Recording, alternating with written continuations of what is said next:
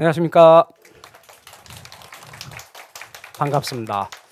자, 오늘은 3주차 강의입니다. 3주차 다룰 내용 점검하고 들어가도록 할게요. 내용 점검하기 전에 1주차, 2주차 내용 계속 복습하고 계시죠? 그냥 들으셔야 돼요. 그러니까 기초 강의는 개론의 경우는 전혀 부담드리고 싶지 않아서 말씀드린 것처럼 복습 자료 이런 것도 없어요. 그냥 들으십시오. 편하게. 나중에 강의 차근차근 듣다 보면 전부 다 과정마다 어떻게 공부하는지를 다 얘기해 드리니까 기초 과정은 들어라. 기본 과정은 이제 기본서 읽는 것도 좀 필요해요. 근데 그런 것들은 또 말씀드릴 거고, 그다음에 기출하고 요약 과정은 문제를 풀면서 또 문제 푸는 법들을 배우실 거예요. 그렇게 순서대로 차근차근 해나가면 됩니다. 기초 과정부터 빡세게 암기하실 필요 없어요. 그냥 편하게 반복해서 들으셔서 배경 지식을 쌓으시면 됩니다. 마찬가지로 여러분이 공시법도 강의를 들었더니 지목이 뭔지, 등기가 뭐고 등록이 뭔지를 들었단 말이에요. 공법을 또 듣다 보니까 용도 지역이 뭔지 이야기를 또 듣게 되고요. 또 민법도 듣게 되고, 마찬가지로 중개사법도 듣게 되고, 또 좀 이따 세법 이렇게 공부를 하다 보면 재산세가 보유 단계 때 부과되는 세금이라는 거, 그리고 지방세에 해당된다는 거, 이런 얘기를 듣게 돼요. 그 상태에서 우리가 내용들을 하나씩 하다 보면 그것들이 배경지식으로 깔리면서 이해도가 높아지게 된다, 이렇게 말씀드렸던 거죠. 자, 오늘 다룰 내용 점검입니다. 첫 번째는 부동산의 입지 선정과 입지 이론에 대해서 살피도록 할 거예요. 두 번째는 부동산 정책과 정부의 시장 개입에 관한 이야기를 할 거고요. 세 번째는 주택 정책, 네 번째는 부동산 조세 정책, 세부적인 내용들을 이렇게 썼다가 좀 간단하게 일부러 좀 주제를 큰 주제로 좀 줄였어요. 자, 그렇다면 우리 72쪽 한번 볼까요? 자, 교재는 72쪽인데 내용은 듣는 데다 초점이니까 교재를 보기보다는 지금부터 설명드리는 내용들을 잘 들어봐 주시기 바랍니다. 자, 72쪽입니다. 부동산의 입지 선정과 입지 이론에 관한 이야기로 가도록 할 겁니다. 제일 첫 번째는 입지와 입지 선정에 대한 얘기예요. 먼저는 입지라는 말이 있어요. 입지라는 말은 이런 거예요. 자리 잡은 상태를 말하는 거예요. 입지 주체가 자리 잡은 상태. 그러니까 자리 잡고 있는 어떤 위치를 입지라고 해요. 입지라는 말은 어떤 입지 주체가 자리 잡고 있는 위치, 그것을 입지라고 말해요. 입지 선정은 입지 조건을 갖춘 어떤 조건을 갖고 있는 토지를 발견해내는 과정이라고 말할 수 있어요. 그래서 입지 조건을 갖춘 토지를 발견하는 것 하는 그 과정. 그래서 입지가 정적인 것에 비해서 입지 선정은 동적이다라고 이야기를 할 수 있고요. 그 다음에 입지론이란 말과 적지론이란 말에 대해서 이야기를 해보려고요. 자, 주어진 용도에는 어떤 용지가 좋을까? 그러면 여러분 여기 어떤 용지가 좋을까 하는 말이 있어요. 이렇게 이 말이 있어요. 이 말을 보고 이게 용지 선정일까 용도 선정일까요? 맞춰보세요. 네, 용지 선정이지. 그러니까 어떤 것들은 우리가 내용을 공부해야 아는 게 아니라는 거죠. 내용을 보고 이게 이거다라고 하는 느낌, 감 이런 게 되게 중요해요. 문제 풀 때는. 그런 걸 우리가 하나씩 알아가면 돼요. 나중에 여러분 선택지 5개를 다 알고 문제 푸는 분 많지 않아요. 3개 알겠다, 2개 알겠다. 그래도 제법 많이 맞춰요. 그래서 시험장에 가서요. 1차 시험 보고 나서 울고 나오는 분이 있어요. 2차 안 보고. 왜? 너무 망쳤거든. 나중에 다 맞춰봤더니 개론 65, 민법 65 이렇게 나오는 거예요. 자기 망친 줄 알았는데. 그러니까 생각보다 시험을 잘 본 그런 경우가 되게 많아요. 그래서 여러분 실제 느끼는 그 난이도, 그러니까 내가 체감 난이도라고 하는 것은 실제 난이도하고 체감 난이도가 달라요. 나는 되게 어려웠는데 점수는 생각보다 잘 나왔다. 그 대표적인 과목이 개론이에요. 그래서 여러분이 짐작할 수 있어요. 아, 용지 선정이다. 요걸 입지론이라 그래요. 반면에 봐봐요. 주어진 용지에는 어떤 용도가 좋은가 하는 문제잖아. 요건 뭐예요? 용도 선정이야, 용지 선정이야? 용도 선정이지. 이걸 뭐라고 하냐면 적지론이라 그래요. 그래서 여러분은 입지론이라는 말과 적지론이라는 말이 있어요. 근데 제가 기초과정에서는 이런 걸 적거나 암기하려고 하지 말라니까요. 그러니까 여러분이 암기를 안 하면 일단 남는 게 별로 없는 것 같아요. 공부를 많이 하는 것 같긴 해. 근데 그럼 반대로 말하자면 말이에요. 암기거리를 막 드린다고 여러분에게. 그래서 암기할 것들을 정리도 해드리고. 자, 암기하세요.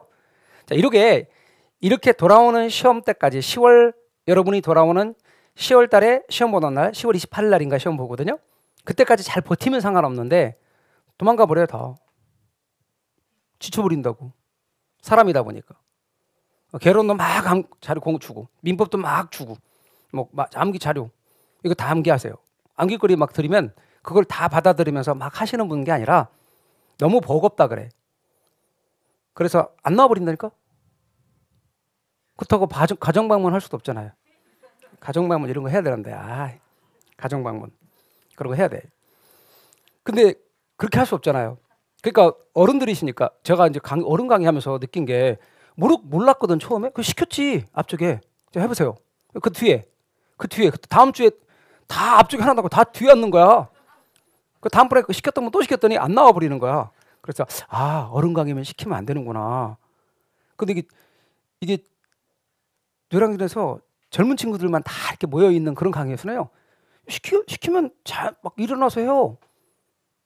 뭐 남학생도 일으키고 여학생도 일으키고 문제를 딱 준다고 동시에 답을 말하는 거예요. 자, 동시에 요이 땡 몇 번 그러면 3번 딱 둘이 딱 맞히는 거예요. 그러면 마음이 통하잖아. 결혼을 허락하고 제가 그랬다니까. 근데 어른들 강의나 일단 시키면 안 나오시고 그러더라고요. 그래서 시키지도 않고 부담도 많이 안 들으려고 노력을 하고 있거든요. 그래서 기초 강의 때는 그냥 들어보세요. 편하게 들어보세요. 적지도 마시고.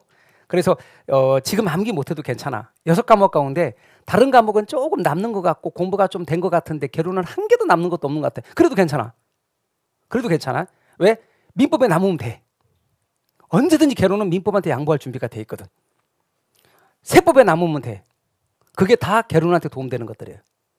그래서 여러분 개론의 경우는 편안하게 좀 가지려고 그래요. 여러분이 민법을 공부해서 남으면 아니면 공법을 공부해서 남으면 그게 다 나중에 알고 보면 개론에 도움되는 것이다. 마음을 편하게 가지시고 그냥 잘 들으시라. 아셨죠? 부탁드려요. 자꾸 뭐 하나 이렇게 외우려고 하지만 그건 단기 기억이기 때문에 나중에 가면 별 도움이 안 돼요. 자꾸 마음을 편하게 가지셔야 돼요. 자, 그래서 입지론이란 게 있고 적지론이 있다. 열심히 적으셨지만 7월 달에 물어보면 또 헷갈린다. 그러니까 여러분은 편하게 이렇게 용지를 물어본다. 용지 선정을 물어본다. 그게 입지론이고 용도 선정과 관련된 거다. 그게 적지론이다. 이렇게 감만 잡으면 돼요. 자, 그다음 이제 상업 입지론으로 들어갈 거예요. 상업 입지론에 들어갈 건데 크리스탈러의 중심지론으로 갈 거예요.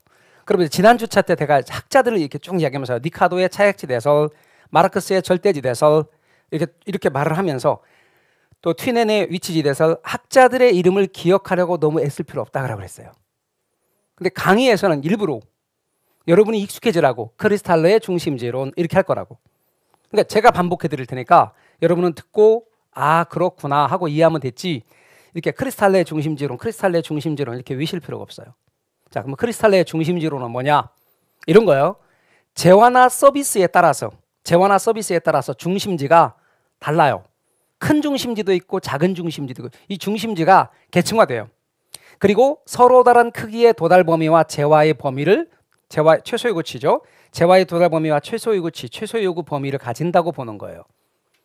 재화나 서비스에 따라서. 그래 고차원 중심지가 있고 저차원 중심지가 있어요. 저차원 중심지는 단순한 기능을 수행하는 중심지예요. 저 시골로 치면 면사무소 있는 곳은 저차원 중심지예요. 그리고 저 시청이 있는 곳은 고차원 중심지예요. 저차원 중심지는 작아. 고차원 중심지는 범위가 넓어요. 그런데 그걸 설명하기 위해서 중심지를 설명하기 위해서 제가 이렇게 여기가 중심지거든요. 근데 쉽게 하자고요. 짜장면 가게에 있는 곳. 뭐가 있는 곳이요? 짜장면 가게에 있는 곳. 아니면 치킨점 있는 곳. 그게 중심지. 그런데 이 짜장면 가게가 운영되려면 하루에 100그릇 팔려야 돼. 이 치킨점이 운영되려면 하루에 50개가 팔려야 돼. 최소 50개가 팔리면 이 치킨점이 운영이 돼. 그 50개 범위, 치킨점 운영되기 위해서 팔리는 50개 범위, 짜장면 가게 운영되기 위해서 팔려야 되는 100그릇의 범위가 이거예요. 이게 100그릇. 이걸 뭐라고 말하냐면 이렇게 말해요. 최소의 구치. 뭐라고 한다고요? 최소의 구치. 그러니까 짜장면 가게 운영되기 위한 최소한의 그릇 수, 최소한의 수요 크기. 그러니까 여러분은 쉽게 내용을 이해하고 시험에 나오는 말과 이렇게 연결하는 작업. 매칭시키는 거, 그거를 이제 공부하는 과정이라고 이해하시면 돼요. 조금씩 조금씩 하면서 내가 쉽게 이해했던 그게 이거구나 알아보는 돼요. 근데 그 빨리 알아보는 분은 공부 기간이 되게 짧고 감각이 있고 점수도 잘 나오고, 천천히 알아보는 분은 조금 시간이 걸리는 것 뿐이에요. 그러니까 3월 달에 누구는 점수가 90점이 나왔어요. 제 설명을 듣고 모의고사 봤는데 90점 나왔어. 누구는 40점 나왔어. 그래도 그 두 분의 차이가 엄청나게 난 것 같지만 차근차근 가면 이분도 합격점까지 올라가니까 너무너무 걱정하지 마시라는 거예요. 짜장면 가게 있는 곳, 그리고 짜장면 가게 운영되기 위해서 팔려야 되는 그릇 수, 치킨점 있는 곳, 그래 치킨점 운영되기 위해서 팔려야 되는 치킨의 수 50마리, 그게 바로 최소의 가치. 근데 배달을 시키잖아요. 그렇죠?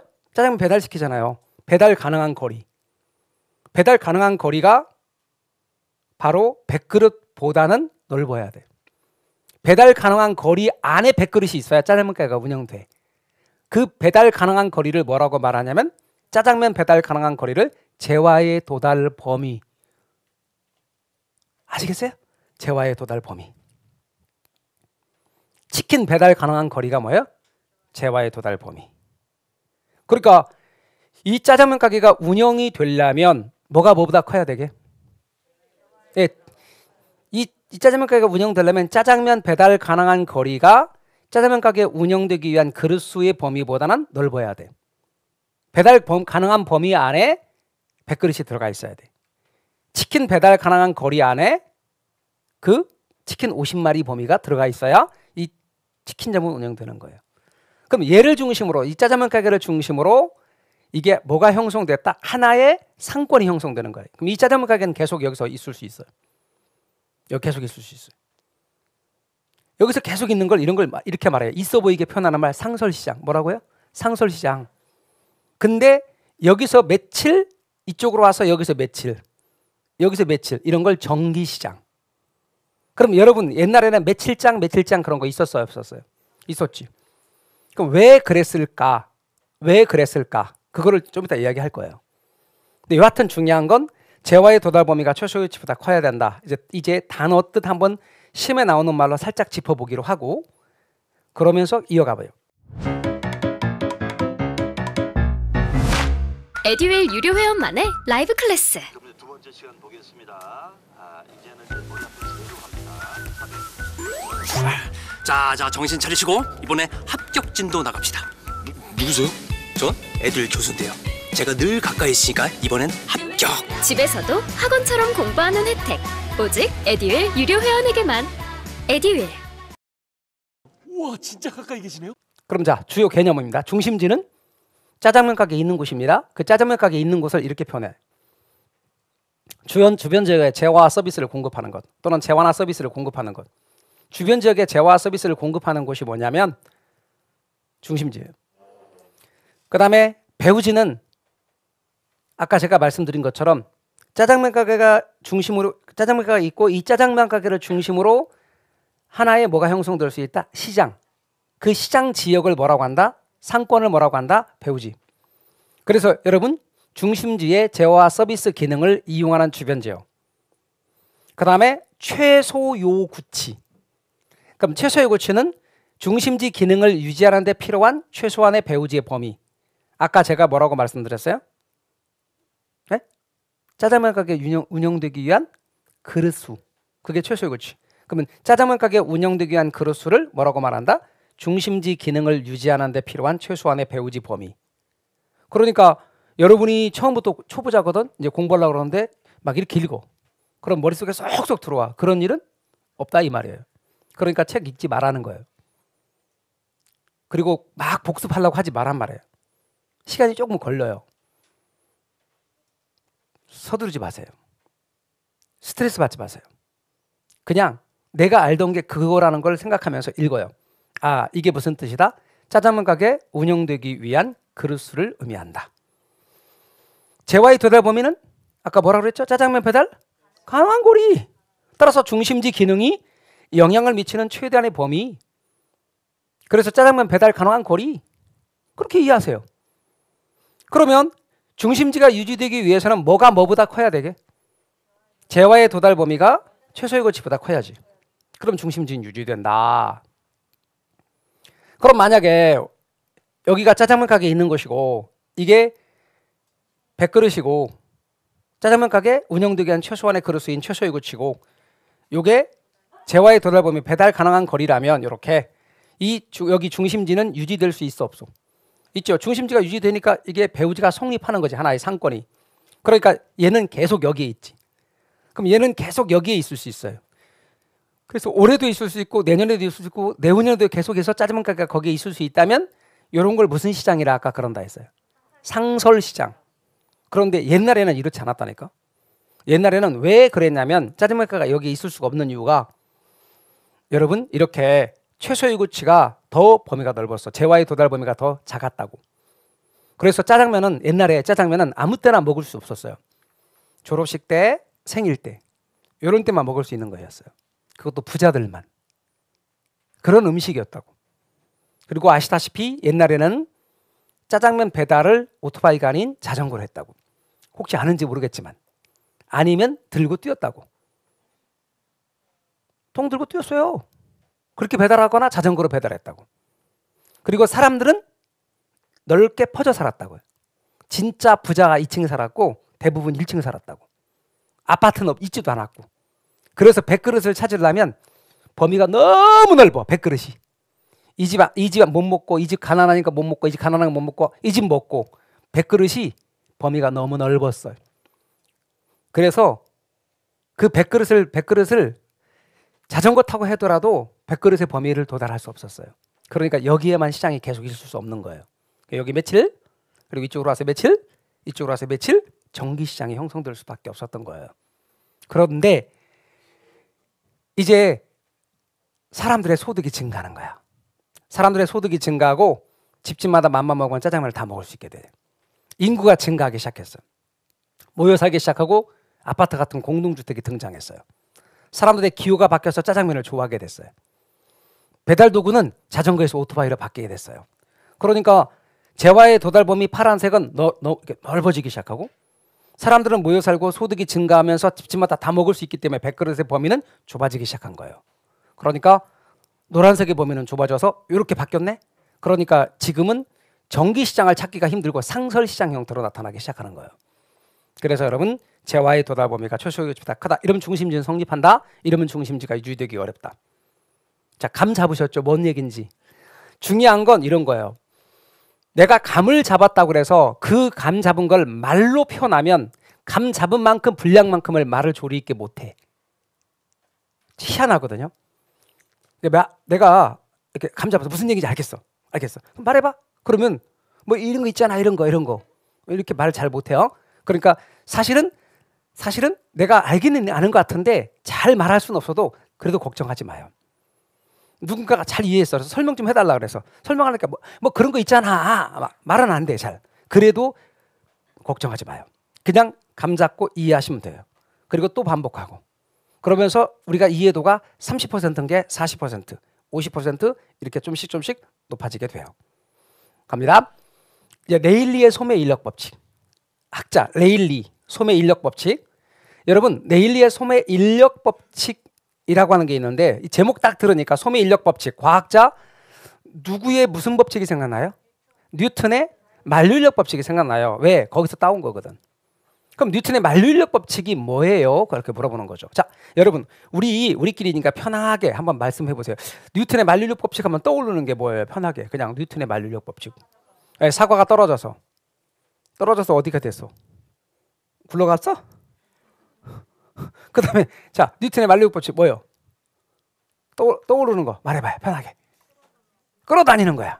끌어다녀. 또요. 괜찮아요. 우리의 지식은 단편적이잖아. 언제나. 그죠?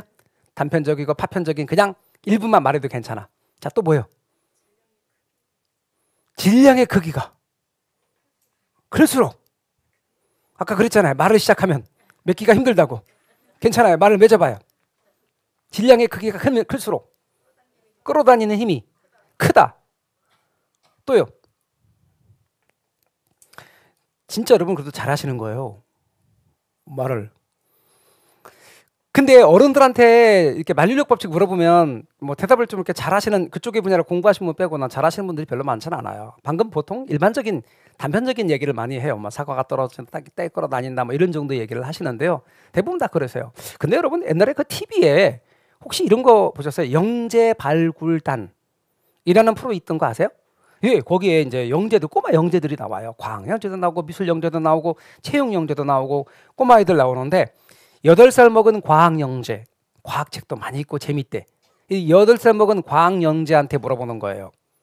그 8살 먹은 과학 영재한테 뉴턴의 만류력 법칙이 뭐예요? 이렇게 물어봐요. 8살 먹은 과학 영재 말합니다. 뉴턴의 만류력 법칙이란 두 물체 사이에 작용하는 만류력은 두 물체의 질량 구별은 비례하고 거리 제곱에는 반비례한다는 법칙입니다. 이렇게 말합니다. 어른들에게 물어봐요. 만류력 법칙이 뭐나요? 사과가 떨어져서 굴러갔대요. 땡긴대요. 뭐 그렇게 보통 말합니다. 괜찮아요. 왜냐면 그런 내용 자체를 여기서 우리가 하려는 게 아니니까 거기에 근거를 두고 뉴턴의 만류력 법칙이 나왔다는 거예요. 뉴턴의 만류력 법칙이 참 근거를 두고 지금 레일리 법칙이 나왔다는 거예요. 레일리는 그걸 자기 이름 붙여서 레일리 법칙. 자, 근데 내용인즉슨 이런 거예요. 방금 아까 말씀하신 것처럼 중력 모형 활용한 건데 상권에 두 중심지가 소비자에게 미치는 영향력의 크기는 두 중심지 크기에는 비례하고 거리 제곱에는 반비례한다는 거예요. 이걸 설명하려는 거예요. 이게 뉴턴의 만류력 법칙이 원래 근거를 둔 거거든요. 그래서 이제 이게 A라는 물체고요. 이게 B라는 물체예요. 그러면 아까 말씀하신 것처럼 물체가 크면 끌어다니는 힘이 커요. 멀리까지 미치는 거죠. 그리고 물체가 작으면 끌어다니는 힘이 가까이 미치는 거예요. 비유로 말하면 키가 크고 팔이 긴 놈과 키가 작고 팔이 짧은 놈이 권투하게 됐대요. 만약에 그냥 권투한다고 쳐. 자, 권투하기 전에 이제 글러브를 끼고 서로 이제 시작하기 전에 손을 뻗어서 양쪽 글러브를 맞댔습니다. 글러브를 딱 서로 맞댔을 때 누가 더 팔을 멀리까지 뻗을 수 있게요? 큰 놈, 작은 놈. 큰 놈이 멀리까지 뽑죠. 큰 놈이 멀리까지 뽑잖아요. 그러니까 이게 큰 놈, 이게 작은 놈. 팔 뻗으면 얘가 멀리까지 간다는 거지. 그러니까 이렇게 멀어, 얘는 가깝고. 그러면 이제 얘가 물체라고 치면 이 물체에서 인력이 미치는 범위는 큰 쪽에서 멀리까지 미치고 작은 쪽에서 가까이 미치는 거예요. 이제 바꿔서 이게 도시라고 치면 A도시 인구 5만 명, B도시 인구 1만 명. 그런데 도시는 고객을 끌어내. 도시는 고객을 끌어내는 힘이 있다는 거예요. 고객 유인력이라 그래요. 그럼 고객을 끌어낼 때 얘는 어디까지 그 상권, 고객을 끌어내는 힘, 상권의 영향력이 어디까지 미치느냐? 여기까지 미친다는 거예요. 얘는 여기까지 미치고. 그랬을 때 만약에 여기를 상권의 경계 지점이라 하잔 말이에요. 상권의 경계 지점. 상권의 경계 지점을 세 글자로 분기점 그래요. 뭐라고요? 분기점 그래요. 따라서 상권의 경계 지점을 분기점 그래요. 그랬을 때 큰 쪽에서 뭐라고요? 멀고 작은 쪽에서 가깝다. 상권의 분기점은 큰 쪽에서 멀고 큰 도시에서 멀고 작은 도시에 가까워요. 근데 이 상권의 분기점에 정확하게 C라는 마을이 있다고 가정하잔 말이에요. 자, A도시 인구 아까 제가 몇 명이라고 가정했죠? 5만 명. B도시 인구 10,000명. C마을이랍시다. C마을 인구 1,000명. 그러면 C마을 사람들은 물건 사러 갈 때 딱 분기점에 위치하면 50%는 이리 가. 50%는 이리 가고 1,000명 중에서 500명은 이리 가고 500명은 이리 가고 100% 다 물건 사러 간다고 가정했을 때 그럼 500명 이쪽으로 가는 사람들한테 물어봐요. 왜 이리 가요? 하고 물었더니 얘가 도시가 더 크잖아요. 그러니까 큰 도시로 가요. 이쪽으로 가는 500명에게 물어봐요. 50%인 500명에게 물어봐요. 왜 이쪽으로 가요? 얘가 더 가깝잖아요. 쟤 멀어서 안 가요. 크기에 비례하고 거리 제곱에 반비례한다. 거리 제곱에 반비례한다 하지만 인식할 때 여러분이 생각할 때는 그냥 거리에 반비례한다고 생각하세요. 쉽게 말하면 먼 쪽으로 안 간다고 생각하세요. 그래서 여러분 고객 유인력, 고객을 끌어내는 힘은 크기에 비례한데 그럼 분수로 나타날 때 분자값에 쓰는 것과 분모값에 쓰는 것 중에서 분자값에 쓰면 클수록 커지는 거지. 그래 비례는 분자에 쓰는 거예요. 분모값은 클수록 분수가 작아지는 거지. 그래서 얘는 크면 클수록 고객 유인력은 커져. 그게 크기에 비례해 고객 유인력은. 근데 거리 제곱이 커지면 유인력은 작아져. 그래 거리 제곱에 반비례해. 제 말 이해가 되시나요? 그 다음 크기는 아까 A의 크기를 제가 뭐로 나타냈죠? 그죠? 인구로 나타났다고. 그래서 도시 인구야. 따라서 여러분 크기는 도시 인구를 나타낸다. 그 다음 또 하나 유념할 건 거리인데 이 거리는 어떤 거리냐? 메타나 킬로미터로 잰 거리예요. 그걸 우리는 실측거리라 그래요. 다른 말로 물리적 거리라 그래요. 물리적 거리, 실측거리. 그리고 크기에 비례하고 거리 제곱에 반비례한다. 다시 한번 정리하면 크기에는 비례하고 거리 제곱에는 반비례한다. 이걸 뭐라고 한다고요? 레일리 법칙이라 그래. 레일리가 뉴턴의 만류인력 법칙에서 따온 거. 뉴턴의 만류인력 법칙은 두 물체 사이에 작용하는 만류인력은 두 물체의 질량 곱에는 비례하고 아까 말씀하신 것처럼 질량 곱에는 비례하고 거리 제곱에는 반비례한다는 거예요. 크기에 비례한다는 얘기예요. 그리고 거리 제곱에는 반비례한다. 그냥 거리에 반비례한다고 이해하시란 말이에요. 그래서 여러분 이렇게 이야기를 해요. 상권에 관한 이론에서 이렇게 레일리가 이런 기본적인 틀을 만들었네. 그리고 이것을 누가 허프가 현실화시켰어요. 아무리 유명하시더라도 저랑 공부 스타일이 안 맞으면 그냥 안 맞더라고요. 애들 유료회원이면 교수님들을 고를 수 있으니까 과목별로 나만의 드림팀을 만든 느낌? 저랑 꼭 맞는 교수님을 선택할 수 있었던 게 합격 비법이었던 것 같아요. 허프의 확률적 상권 모형. 자, 그럼 질문이요. 레일리가 선배, 허프가 선배. 레일리가 선배. 자, 그럼 우리가 학자들의 어떤 주장들이나 내용들을 다 잘 알면 좋아요. 근데 여러분 이제 개론을 공부하다 보면 너무 이론이 이렇게 많아. 누구의 무슨 이론, 무슨 이론 막 헷갈려. 그러니까 처음부터 외우기 시작하면 뭐가 뭐 어떻고 앞에는 또 무슨 뭐 경제 어떻고 막 파트가 바뀌면 막 파트가 7개 파트, 8개 파트가 있는데 이 파트가 바뀔 때마다 과목이 달라지는 느낌도 막 들면서 애로가 공부하는데 어려운 점이 막 생겨요. 그러니까 제가 여러분들께 말씀드리기는 학자들의 어떤 이론들을 막 외우는 식으로 접근하지 마시고 좀 감을 잡는데 신경 쓰시는데 아까 레일리가 선배래. 그리고 허프가 후배래. 그러면 이제 감을 이렇게 잡아요. 선배 이론의 의와 후배 이론의 의를 잡을 때 선배 이론과 후배 이론 중에 어느 게 현실적이에요? 후배 이론이 항상 현실적이야. 왜? 선배 이론이 있고 후배는 선배 이론에다가 플러스 알파에서 나온 거라고. 그러니까 당연히 후배 이론이 더 현실적이지. 그럼 선배 이론의 의는 최초로 그런 걸 했다. 최초로 그런 걸 했다. 연구의 기본적인 틀을 제공했다. 근거를 제공했다. 이런 게 의의가요. 그리고 그걸 가지고 좀 더 현실적으로 적용했다. 현실화시켰다. 보다 발전시켰다. 그런 게 뭐예요? 후배 이론이에요. 제 말 이해가 되십니까? 그러면 우리는 허프의 이야기는 대도시에서의 쇼핑 패턴을 제시한 확률 모형인데 이제 이런 거예요. 소비자들이 어떤 특정 상점의 구매를 설명할 때 실측거리가 뭐냐면 아까 말한 것처럼 물리적 거리, 킬로미터로 잰 거, 그 다음 시간거리. 자, 이제 얘기해 볼게요. 여러분들끼리 이제 3주차에 접어드니까 다는 알지 못하지만 이렇게 보시면서 아, 저분이 우리 반이구나 하고 대화 안 나눠봤지만 이제 익숙하신 이렇게 얼굴도 알고 그런 분도 있고요. 또 같이 흔치 앉으신 분들은 인사도 하고 가볍게 이야기도 나누신 분들 계시죠.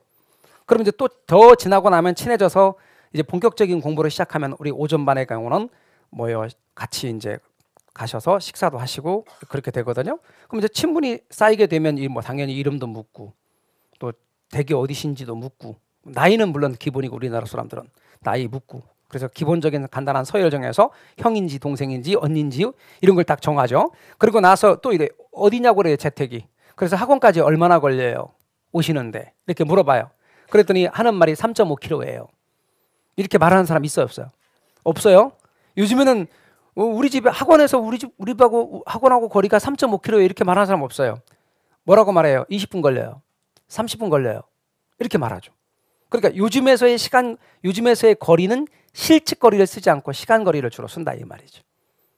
자, 그러면 여러분 시간거리 개념이 실측거리만 따졌다, 시간거리도 따졌다 중에서 실측거리만 따졌다와 시간거리까지 따졌다 중에서 누가 더 현실적이야? 그래요. 그러면 제가 아까 말했잖아. 시간거리 이런 게 나오면 내일릴 거예요? 허프 거예요? 그래 허프 거예요. 고민할 거 없다니까? 조금씩 공부하다 보면 당연히 그 허프 거지. 막 그걸 왜 왜냐고. 그 다음에 또 매장의 규모가 있어. 여러분 물건 사러 갈 때 똑같은 거리야. 근데 여기는 커. 여기는 좀 작아.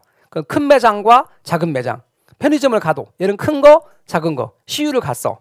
우리 집하고 똑같이 같은 거리 양쪽에 있네. 똑같이 50m야.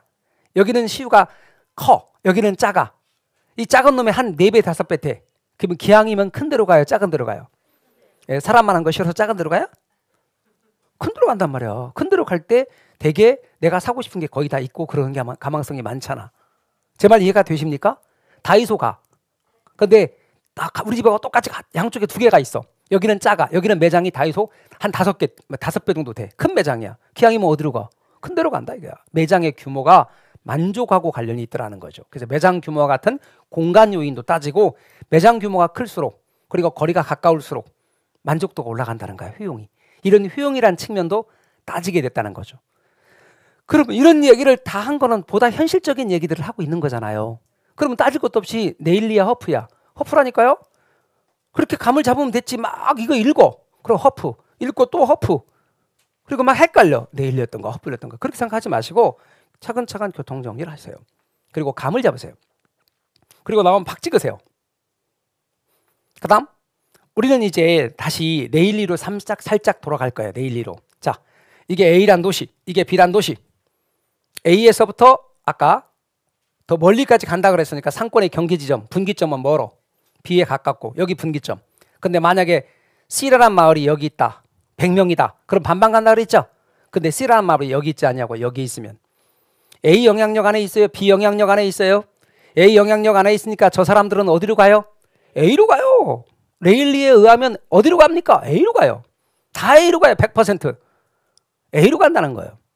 거기에 대해서 허프는 그렇지 않다는 거예요. 이 영향력 안에 있다 하더라도 이 사람들이 A로 간다는 보장이 없다는 거예요. A로 가려고 그랬는데 여기에 방해하는 요소가 있네. 그 방해 요소가 뭐냐?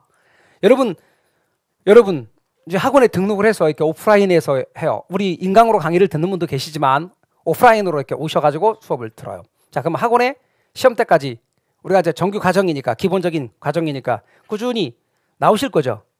나오실 거잖아. 근데 가끔가다 안 나온다고. 왜 안 나오냐고 그랬더니 그날 비가 와가지고 안 나온대. 비가 많이 와서. 비 많이 오면 안 나와요. 잘 안 나와. 사람들이 비 많이 온 날을 오늘 출석률 떨어지겠네 이런다니까요. 비가 많이 와서 안 나와요. 눈 오면요 안 나와. 추우면요 안 나와. 햇빛이 좋아 안 나와. 놀러 가야 돼. 그러니까 이게 학원 강의를 해보니까 비가 오면 잘 안 나와, 눈이 오면 안 나와, 추우면 안 나와, 날이 좋으면 안 나와. 안 나올 요소가 진짜 많더라고. 그게 다 방해 요소로 작용하는 거예요. 딱 준비했어요. 나가려고 딱 이제 오늘은 좀 더 옷도 깔끔하게 입고 열심히 새로운 마음으로 공부를 해야지. 때마침 친구가 전화가 와.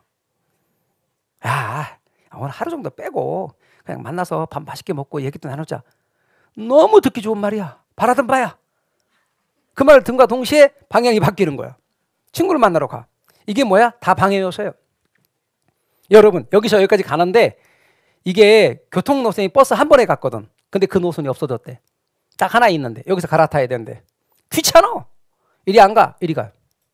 제 말 이해가 되십니까? 여기 도로가 유실됐대. 여기 이렇게 마라톤 한대. 가로질러서. 그러니까 이런 것들은 전부 다 뭐다? 여기 있는 사람들이 이쪽으로 가는 걸 접근하는 걸 방해하는 요소 내지는 거부감 등으로 작용한단 말이에요. 그거를 허프는 마찰계수라는 개념으로 설명했다고요. 공간 마찰계수, 거리 마찰계수라고요. 그럼 이제 예를 들죠. 제가 저 마찰계수라는 개념이 좀 어렵게 느껴질 수 있으니까 물리학적 개념이니까 좀 쉬운 예를 들자고요. 여러분 그 빙판에서 거의 예술 연기를 하는 우리 피겨 선수들 한번 생각해 보세요. 진짜 보면 뭐 러시아 선수를 잘하는 사람도 많고 뭐 이번에도 뭐 약물 때문에 뭐 좀 그렇긴 했지만 잘하는 친구 있더라고요. 근데 저는 개인적으로 모르겠어요. 뭐 약간 어떤 그 한국 사람이랑 편파성인지 때문인지 모르겠지만 저는 그냥 누가 봐도 김연아가 제일 아름답더라고요. 김연아가 하는 모습이 그 예술적인 측면까지 느껴서. 그러면 김연아가 현역 시절에 그 빙판에 팔을 쭉 뻗고 쫙 미끄러져가는 스파이럴이라고 하는 거 있거든요. 학처럼 쫙 이렇게 미끄러져가는 모습을 보면 너무너무 그런 모습들이 아름답거든요. 그럼 빙판에 쫙 미끄러져 갈 수 있는 것이 뭐냐면 스케이트 날과 그 얼음 빙판 사이의 마찰계수가 거의 0에 가깝기 때문에 부드럽게 미끄러져 갈 수 있는 거예요. 아무리 천하의 김연아라 할지라도 아스팔트에서는 그게 불가능해요. 엎어져. 왜? 마찰계수가 되게 높거든. 따라서 공간 마찰계수 내지는 거리 마찰계수라는 개념이 접근하는 걸 방해하는 요소가 크면 클수록 마찰계수는 커진다고 보는 거예요. 제 말 이해가 되시나요?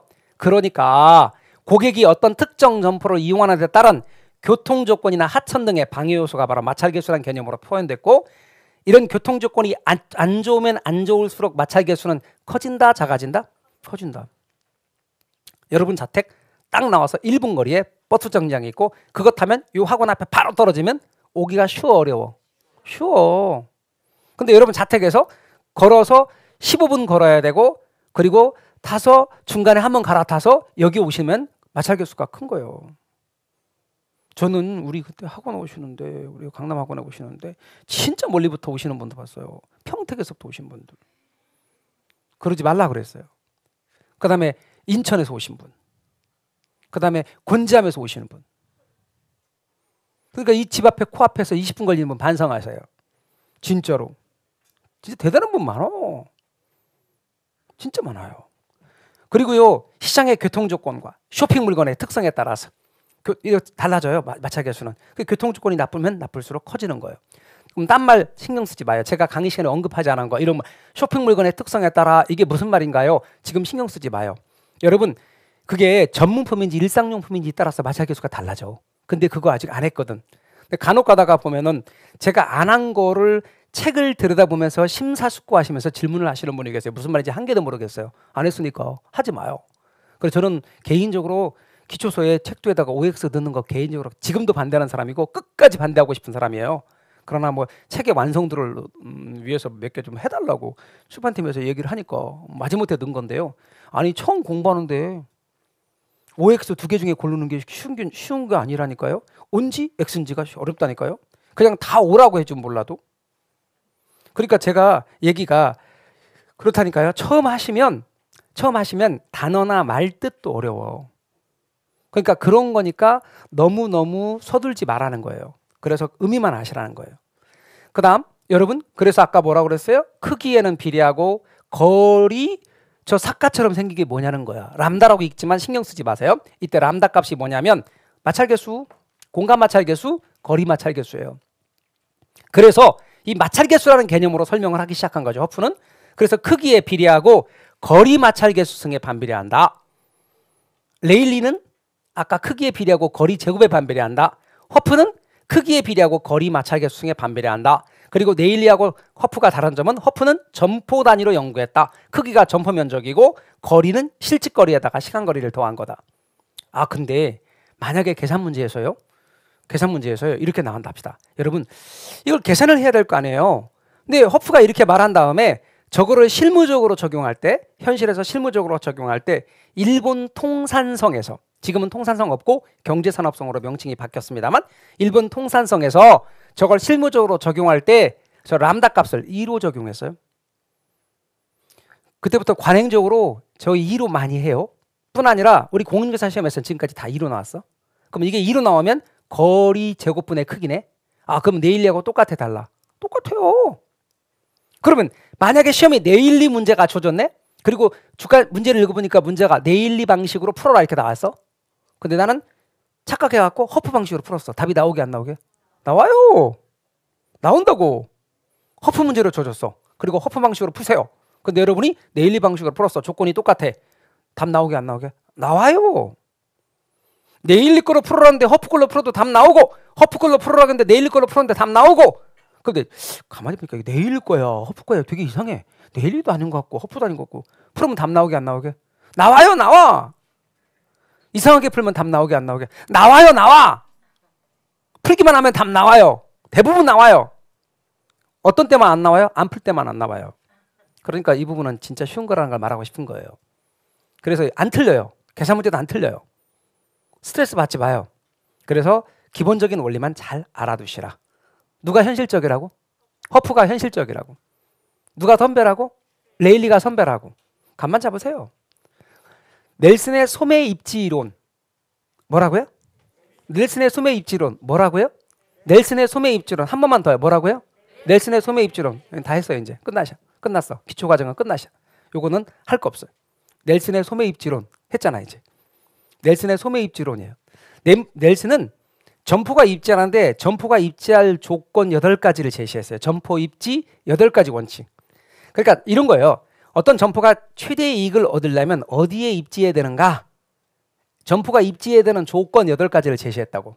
그래서 최대의 매출액을 확보하기 위해서는 어떤 장소에 입지하는 게 좋은가? 이게 바로 넬슨의 소매 입지론이에요.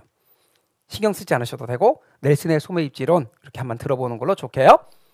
그 다음 여러분 이제 공업 입지론으로 들어갈 건데요. 이 공업 입지론은 좀 전까지는 무슨 입지론이었어요? 상업 입지론. 지금은 무슨 입지론으로 들어갈 거라고요? 공업 입지론. 우리 쉬었다가 공업 입지론으로 들어가도록 하겠습니다. 쉬었다 하시죠. 공인중개사 합격! 에듀윌 합격 패스!